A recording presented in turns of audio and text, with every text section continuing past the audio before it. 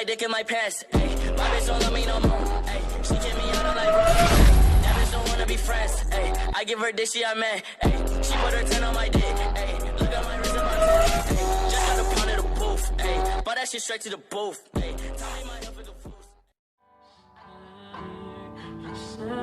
E aí, rapaz, então, mano, pra tá baixando esse efeito aí pra você pôr nas suas edições, cara, pra ficar um bagulho bem foda mesmo, um bagulho bem insano, vocês vão entrar aí no primeiro link, beleza, do vídeo, vão abrir pro Google Drive, que vai abrir essa página aqui, ó.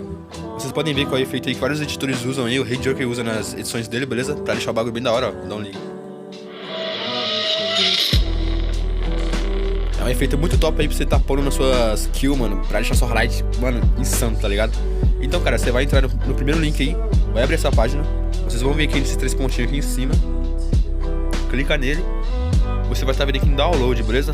Clica aí e já vai estar baixando aí pra você poder usar e pôr nas suas edições, mano. O bagulho fica muito da hora.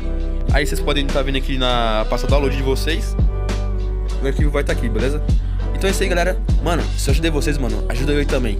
Deixa o like aí, vamos fazer esse vídeo aqui bater uns 500 likes, beleza?